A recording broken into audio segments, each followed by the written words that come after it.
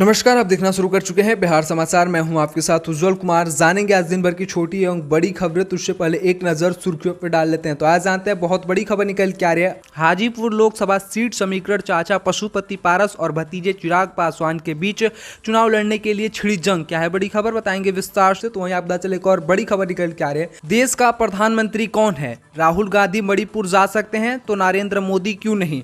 तेजस्वी यादव का हमला। क्या है बड़ी खबर, बताएंगे विस्तार से। वहीं आप पता चले एक और बड़ी खबर निकल के आ रही है।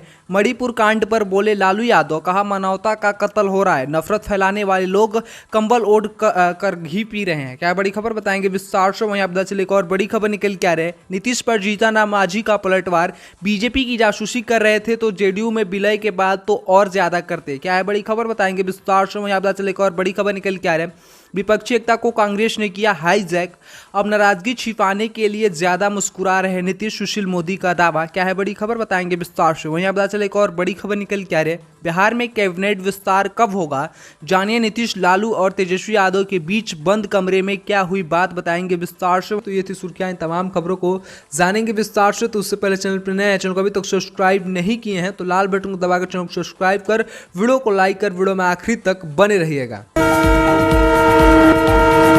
आइए जानते हैं बहुत बड़ी खबर निकल के आ रही है। बताते चले इस खबर को आपको विस्तार से। हाजीपुर लोकसभा सीट समीकरण, चाचा पशुपति पारस और भतीजा चिराग पासवान के बीच चुनाव लड़ने के लिए जंग छिड़ गई है। बता दें कि बिहार की हाजीपुर लोकसभा सीट पर पूर्व केंद्रीय मंत्री रामविलास पासवान ने 1977 में कांग्रेस के किले में न सिर्फ सेंध लगाई थी बल्कि अपनी धाक जमाई थी। आज इसी सीट पर उनके ही परिवार के दो लोग आमने सामने नजर आ रहे हैं। मौजूदा सांसद पशुपति पारस और उनके भतीजे चिराग पासवान के बीच 2024 के लोकसभा चुनाव में इस सीट से लड़ने के लेकर जंग छिड़ी हुई है। चिराग पासवान कई बार हाजीपुर से चुनाव लड़ने की घोषणा कर चुके हैं। इसमें राजनीतिक गलियारों में हलचल मचा दी है। 2024 के आम चुनाव में क्या होगा यह तो भविष्य बताएगा, साथ ही भविष्य के गर्भ में है। लेकिन सवाल उठने लगा है कि क्या इस बार स्वर्गीय रामविलास पासवान के परिवार के ही दो सदस्य, छोटे भाई पशुपति पारस और बेटा चिराग पासवान के बीच आमने सामने की टक्कर होगी। हालांकि अभी दोनों ही नेता एनडीए में शामिल है।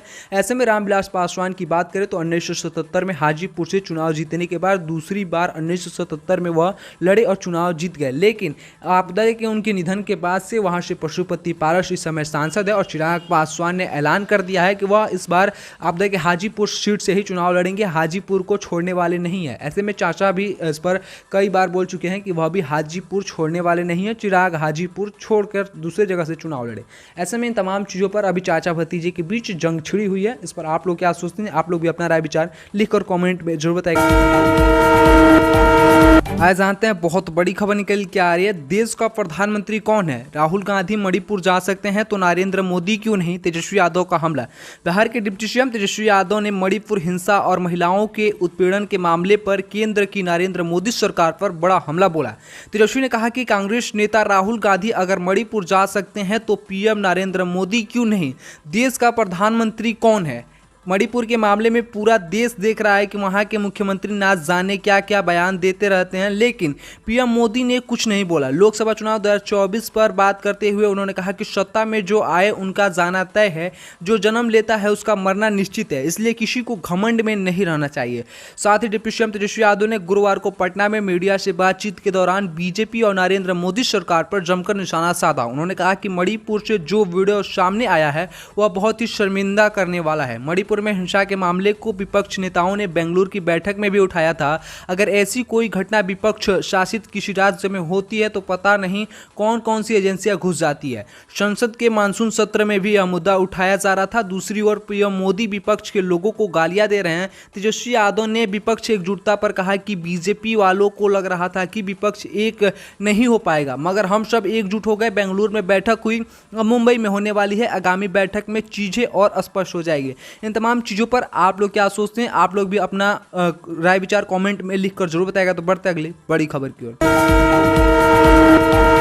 आज जानते हैं बहुत बड़ी खबर निकल के आ रही है। मणिपुर कांड पर बोले लालू यादव, कहा मानवता का कत्ल हो रहा है, नफरत फैलाने वाले लोग कंबल ओढ़कर घी पी रहे हैं। मणिपुर में 2 महिलाओं को नग्न कर सरेआम सड़क पर आपदा की परेड कराने का वीडियो वायरल होने के बाद से सियासत तेज हो गई है। राजद सुप्रीमो लालू प्रसाद यादव ने इस घटना को मानवता का शर्मसार कत्ल करा दिया है और मणिपुर में जो कुछ हुआ उसे शर्मनाक बताया। साथ ही पार्टी का नाम लिए बगैर हमला बोला। बताया चले कि आरजेडी चीफ लालू यादव ने ट्वीट कर कहा कि मणिपुर में लोकतंत्र, लोकलाज, विश्वास, संस्कृति, संवाद और मानवता का सरेआम कत्ल हो रहा है। उन्होंने आरोप लगाया कि नफरत और हिंसा फैलाने वाली पार्टियों के लोग कंबल ओढ़कर घी पी रहे हैं। इन लोगों को फ्रेश इंसानियत, सामाजिक एकता एवं भारतीय सभ्यता से कोई लेना देना नहीं है। मणिपुर में जो हो रहा है वह शर्मनाक है। आप बता दें कि मणिपुर का वायरल हुआ वीडियो 4 मई का है। यह वीडियो बुधवार को सामने आने के बाद से मणिपुर के पहाड़ी क्षेत्र में तनाव व्याप्त हो गया है। इस वीडियो में विरोधी पक्ष के कुछ व्यक्ति एक समुदाय की 2 महिलाओं को निर्वस्त्र कर सड़क पर परेड करा रहे थे। ऐसे में इन तमाम चीजों को लेकर अब लालू प्रसाद यादव ने भी इन तमाम चीजों को लेकर घेरने का काम किया और सरकार पर हमला बोलते हुए नजर आए। इस पर आप लोग भी अपना राय विचार लिखकर कमेंट में जरूर बताएगा। तो बढ़ते अगली बड़ी खबर की ओर। आज जानते हैं बहुत बड़ी खबर निकल के आ रही है। नीतीश पर जीतन राम मांझी का पलटवार, बीजेपी की जासूसी कर रहे थे तो जेडीयू में विलय के बाद तो और ज्यादा करते। पूर्व मुख्यमंत्री जीतन राम मांझी ने कहा कि विपक्षी गठबंधन का नाम इंडिया रखने पर कहा कि देश और धर्म के नाम पर पार्टी का नाम नहीं रखना चाहिए था। इस पर कानूनी कार्रवाई चल रही है, चुनाव आयोग भी इसे देखना चाहिए। ऐसे में उन्होंने कहा कि नीतीश कुमार इंडिया का संयोजक बनना चाहते थे, वहां नाम की घोषणा नहीं हुई थी, वे प्रेस कॉन्फ्रेंस छोड़कर चले आए। एनडीए की बैठक पर उन्होंने कहा कि अभी वहां कोई विशेष बात नहीं हुई है, लेकिन 2024 में नरेंद्र मोदी एक बार फिर से प्रधानमंत्री बनेंगे।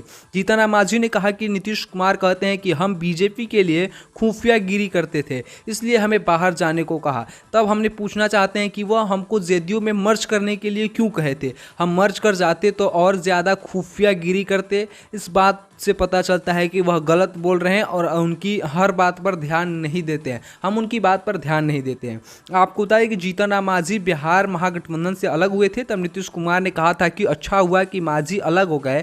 मांझी बीजेपी वालों से मिलने जा रहे थे पार्टी विलय के लिए। मैंने बोला था जीतन राम मांझी के जाने से कोई फर्क नहीं पड़ता, जिसके बाद से आप देखिए अब नीतीश कुमार को जीतन राम मांझी ने भी घेरने का काम किया। इस पर आप लोग क्या सोचते हैं? आप लोग भी अपना राय विचार लिखकर कमेंट में जरूर बताएगा।